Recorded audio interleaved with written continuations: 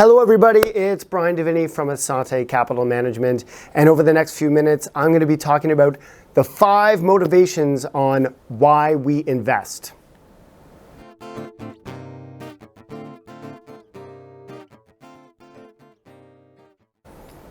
Investing is a gut-wrenching experience.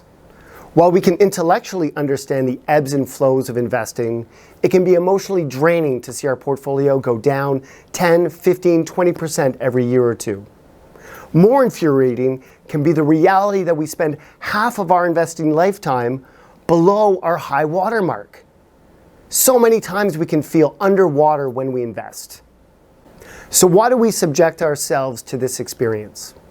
Over my career, I've observed 5 different motivations for why we invest. The first reason is inflation. Inflation is the hidden killer of wealth. Even at a modest 3% inflation rate, that will halve your purchasing power in 25 years.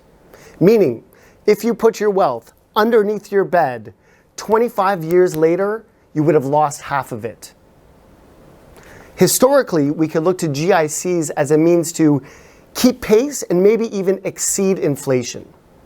However, since the great financial crisis, that is no longer the case. GIC rates are now below that of inflation. Putting money in a GIC is a guaranteed way to see your wealth erode over time. Investors are, as a result, looking to stocks and bonds as alternatives to keep pace with this eroding effect. The second reason is constrained cash flow. Imagine I was sitting down with a 30-year-old and developing the retirement plan. 2 key inputs to that plan are the level of contributions and the rate of return supporting their investment plan. At a 5% rate of return, working from age 30 all the way to 65, a $30,000 net after-tax income could be delivered from $2,160 a month. Doable, about $2,000 a month. Now suppose that 30-year-old was risk averse and they wanted to keep their money in a high interest savings account earning 1%. How much would they need to save per month? The answer is $7,135, and that is totally not doable. I don't care who you are, that is unrealistic.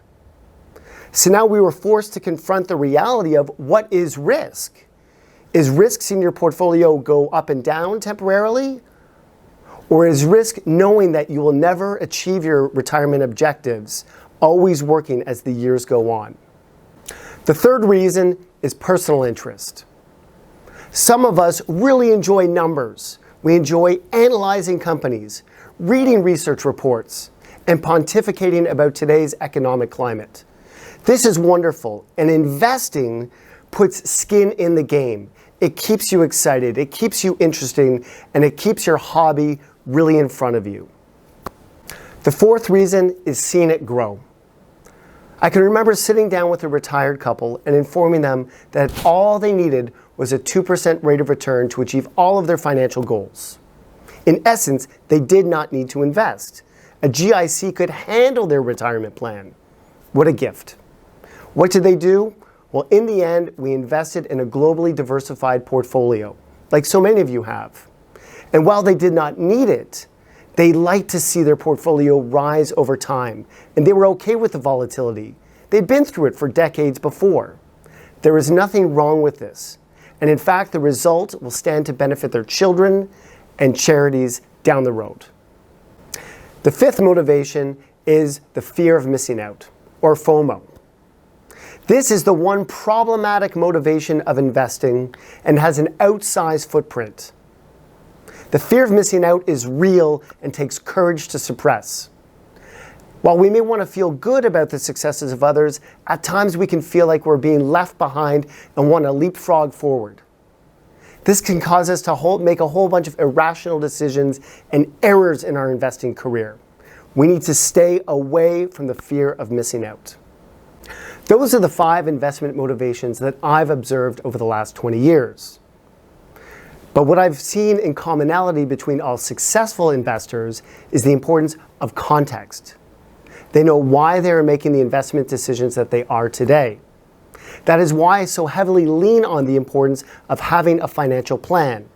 A financial plan is the context, is the roadmap for why we are making investment decisions. If you like the video, please click subscribe.